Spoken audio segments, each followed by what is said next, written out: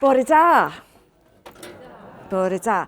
So, I've been charged with giving you a huge croeso and telling you a little bit about Cymru. So, and I've had Emy's permission to do this, I thought we'd have a little bit of a quiz. But there's nothing worse in a quiz when you know the answers because they're so easy or you've no clue. So, anyone who lives in Cymru, please stand. Ooh, lots. So, you need to go and find, I would say, probably 2 or 3 people sitting down and form a little group. You've got 1 minute to do it. Off you go. Okay, so the first thing you can do is to introduce yourselves to one another. Yn Gymraeg. In Welsh, obviously. I think we've heard bore da enough, haven't we, to say bore da. Now, we're very egotistical in Welsh. Name first. Okay. Helen dwi. Helen dwi. Helen dwi. Helen dwi. Introduce yourselves. Yn Gymraeg. So, let's start the quiz. And we'll be calling Wales Cymru, okay? So, how many Welsh speakers are there in Cymru? According to the last census, which was in 2021, and as we've already been told by the First Minister, sorry, he's not the First, he was our First Minister, the Minister for Welsh. Aren't we glad that he's a recovering academic, because he is fantastic. We have a population of 3.1 million. So in that context, how many Welsh speakers do we have? Yeah. So 538,000.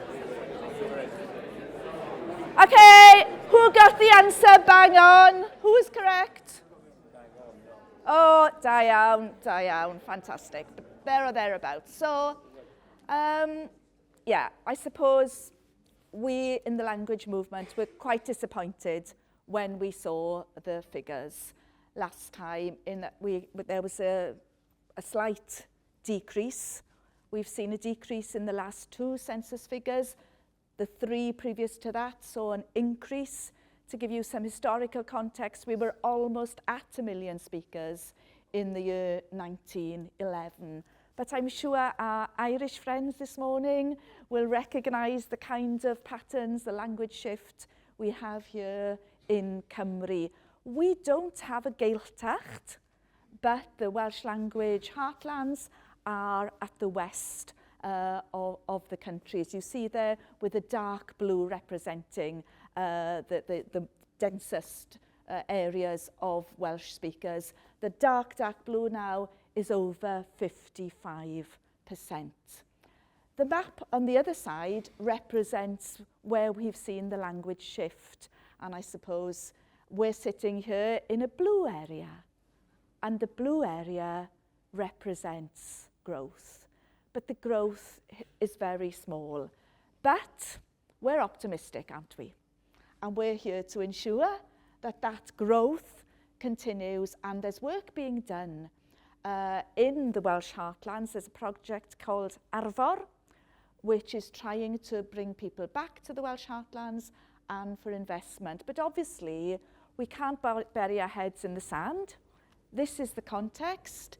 I live in the South Wales valleys where we're seeing the growth. We've got friends, colleagues here today who live in the Welsh heartlands.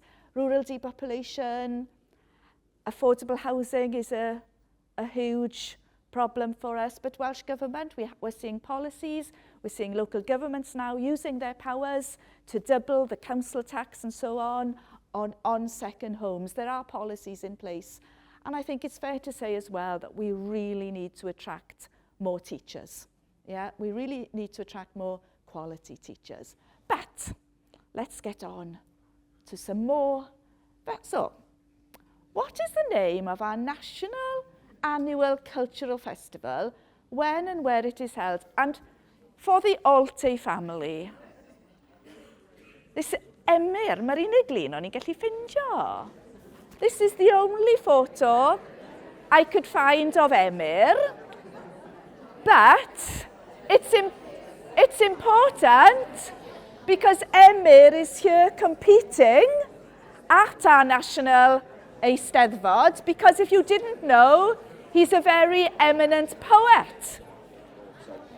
It's called an Eisteddfod, and I'm sure you would like to practice saying the word. Yeah, so Eisteddfod. The emphasis in Welsh mainly falls on the last but one syllable. We can never say always being language testers, can we?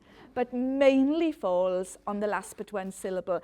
And it's so important, we have a special word for it in Welsh, which is called the goben. So it's Eisteddfod. And you can see the double D. If you take two fingers, place them here, and say, th, th, it's voiced.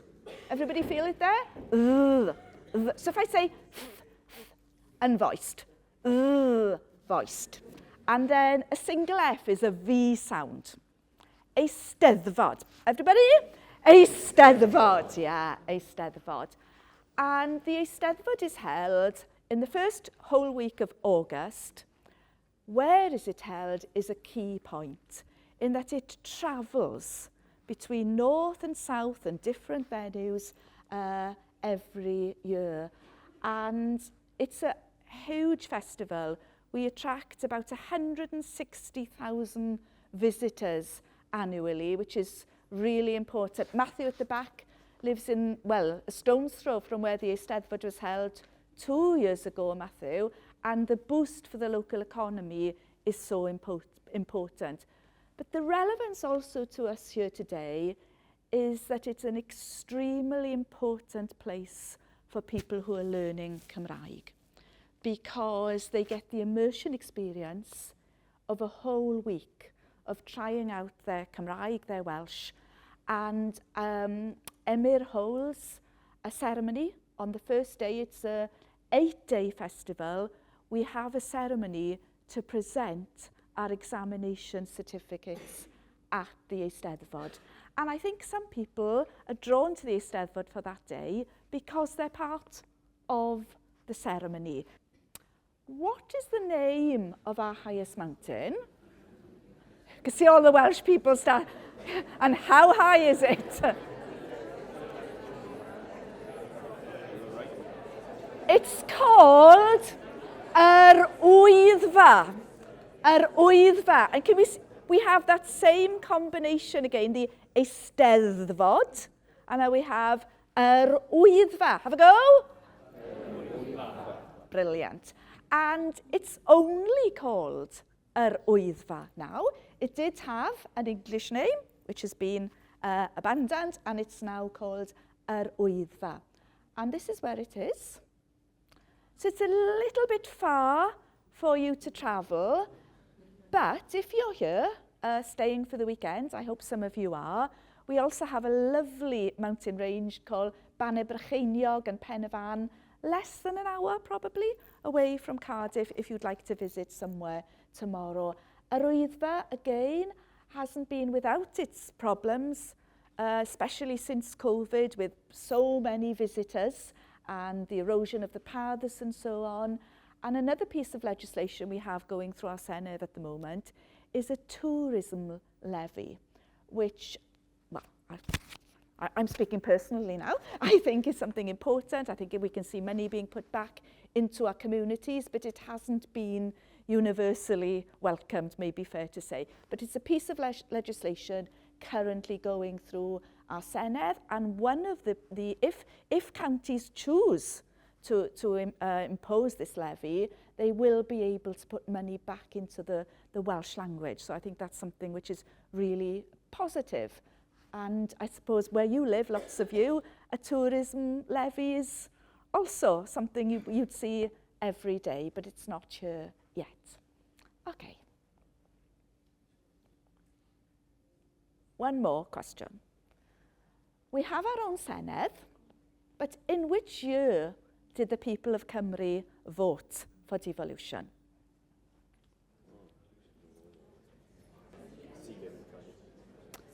And the answer is The 18th of September 1997. My son was born a month later. How he wasn't born that night, I'll never know. Because it was very close, 50.3%. So it was very, very close and very, very tense. We have 60 Senedd members currently, but during the Senedd election next year in May, that will increase to 96, so we can have more scrutiny and hopefully more accountability through our Senedd. But of course, what is so important, as has been mentioned by everyone this morning, we currently have Bill y Gymraeg ac Addysg, the Welsh and Education Bill, going through our Senedd with the Common European Framework absolutely central. And it's a huge policy shift for us. Not in dysgu Cymraeg I oedolion, not in the adult sector, but it's a huge shift. And I think it's fair to say that we're very excited about this, aren't we, Bethan? It's taking a lot of work, but I think it's getting people talking about how Welsh is taught and so on. So it is something really exciting. So, you know, Donna's given you the answer already. So this isn't your general knowledge test, this is your gwrando a deall, your listening test. Yeah? So, 10 seconds. How many adults are learning Welsh?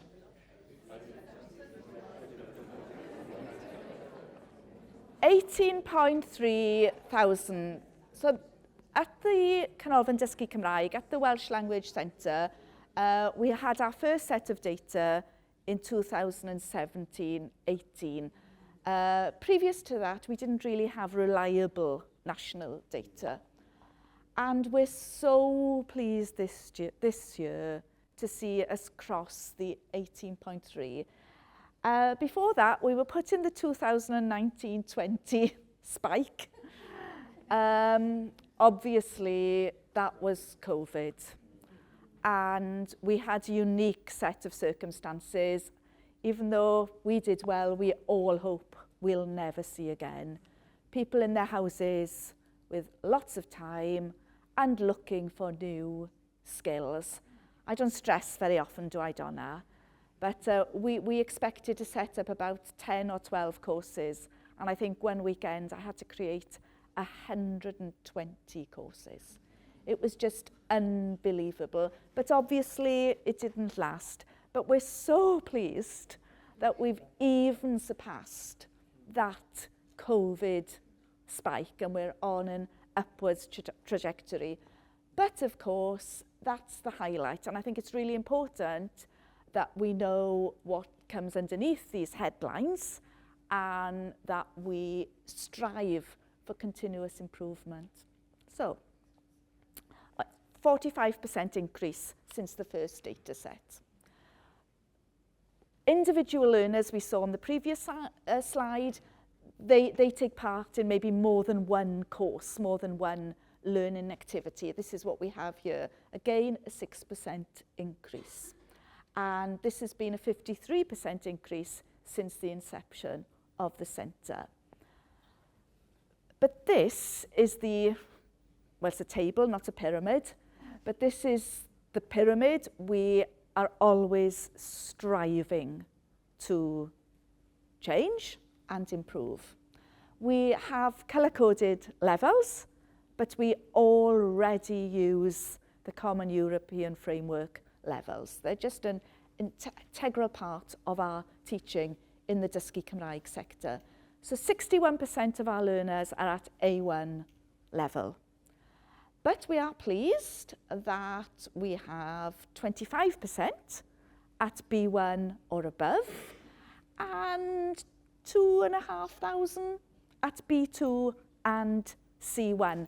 I haven't put C1 there because we haven't actually done the mapping exercise, but it is a C1 level. And this year we have 70% more on those levels than we did previously. So that's the huge challenge for us. And I could stand here for the rest of the morning discussing why it looks like that. But I suppose I could share a few thoughts with you. There is a perception which makes me so angry that language learning is difficult. It wasn't like that when I was in school, but there's certainly a perception that that's true now. I know anecdotally about my own children. One studied history in university, and when they asked, what is Fleer doing? And I'd say history, they'd go on to the next subject. And then they'd say, what is Gwynfor doing? And I'd say Spanish. And not one, 2 or 3 people, but so many people said, whoo, he's clever. And it would make my blood boil. But I think, it's something in Cymru and in Britain we have to live with at the moment. But we're really working hard to make Cymraeg as welcoming as possible. And we really want to be inclusive and attract so many people to our courses. This is the age profile, and we've been collecting the age data a little bit different this year. So you can see in the circle there the 22-23 data, where 72% were in working age. I'd like to draw particular attention maybe to the increase in young learners. So we've had a 21% increase in the 16 to 25 learners. Welsh Government made a policy announcement 3-4 years ago maybe to say that all Welsh courses would be free for people in that age category, and so we've been targeting young people. And you can see the advertisement, we've been trying to be a bit trendy there and appealing to younger people, but it's obviously working. So we've seen a 274% increase in the young people on our courses. And we very much hope in the future, by using the common framework, it'll be easier to make the transition at the appropriate level from schools into the the post-16 education. So we have a number of options. Pre-COVID, I couldn't have shown you that slide. Myself, I taught my class in a centre like this on a Monday night, and on the Thursday morning, somehow I found some platform and taught at people because we were locked down for 3 hours. Appalling teaching, and we've learned so much since then. So we have our virtual classroom, obviously our classroom, self-study. We have blended learning, which we developed through COVID. We have a fantastic residential centre in North West Wales, and we do a lot of social learning because the use of Welsh is so important to us. And I'm sorry, I realised last night this slide is in Cymraeg, but I'll explain the graph to you. So the blue sector, 29%, is our face-to-face teaching. So pre-COVID, that would have been 99 probably, if not 100. It's better, well, when I say it's better, I mean, what we want is that the choice is there for every learner at every level in their locality.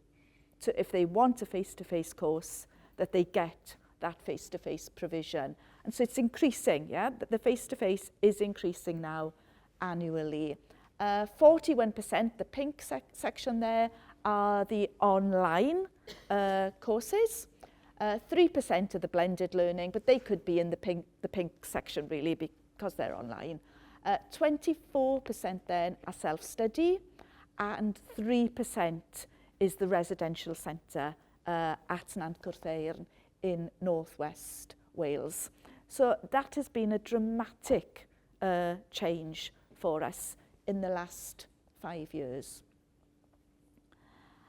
So we have a website, learnwelsh.cymru, and it's a one-stop shop. We use it for enrolment, we use it for all our learning materials, but also for our managers and data officers. They use it as an LMS system. I've got some images here. So it's learnwelsh.cymru. Please take a look. Just have a guess.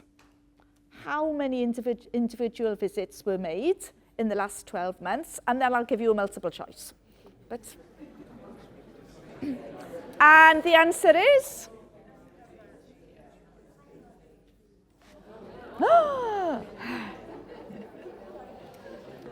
but if you think we've got 18,000 individual learners who visit this site regularly, hopefully on a daily basis, you know, to access all the digital materials and so on.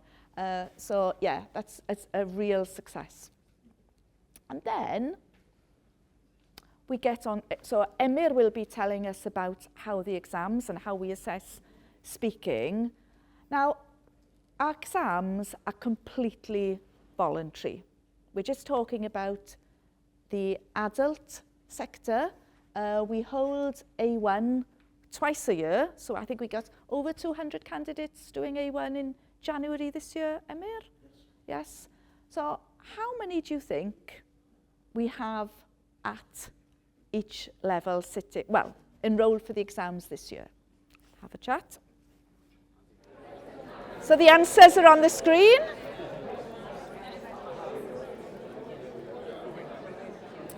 So hopefully we will have had over 1,000 A1 candidates with the two exams. Challenge for us in recent years has been increasing B2. I mean, we have about over 2,000 learners using their Welsh at that level and are proficient speakers.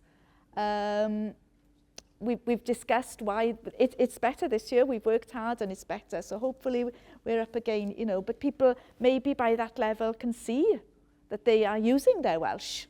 I think at the other levels they can see that it's a target by now. You know, perhaps there've been a gap 2 or 3 years since they did their B1 and they don't see the need maybe for that goal to drive them towards the B2. But I think we're really proud of our examination system. I think we work closely to ensure that the course books and the examinations, and we've got the washback and so on. So it'll be lovely to discuss today the framework and to see how things compare with the framework in all our assessments. Just to give you a little bit of context then, these are the numbers who sat Welsh exams in schools last year. So 16-year-olds, we had almost 6,000 sitting Welsh, and then 228 choosing to study the language, first language, or what we have at 18 A-levels. If you look at the second language, 21,900 doing the GCSE and 117 opting to study Welsh. That's the path I used and chose and feel so passionate because of what it's done for me that we should be looking to increase that number. And that's one of the things we really hope using the CFR and improving the provision in our schools is going to increase, because we love our adult sector, but we know that the future lies here as well. So it's so important for us. So, as Donna said, in the adult sector, we have so many choices for people now. We have the mainstream courses in our communities, but we have a huge Work Welsh scheme where people learn Welsh for free in their workplace. We cater for parents who are doing Welsh in the home. We've seen a huge increase in demand in health and social care. The education workforce is absolutely key to delivering on the policies and the implementation of the CEFR. I've mentioned that we're targeting young people. Croeso I bawb, welcome to everyone, is another project we have where we target people, maybe some of you, who come to live in Cymru and don't have English as a first language. And so we're using our Croeso I Bawb courses to attract everyone to the Welsh language.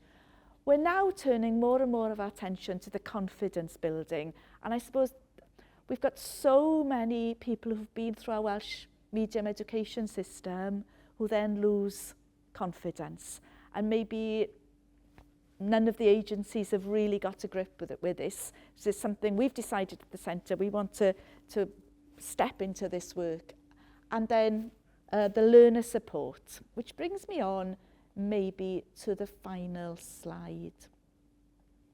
So we've heard already this morning that it's Welsh Government policy to have 1 million speakers by 2050. But I was so pleased to hear Mr Drakeford saying what the second target is, which is to double the daily use of Welsh, of Cymraeg. And that's our challenge, to teach people Cymraeg, but to get people to use their Cymraeg as often as possible.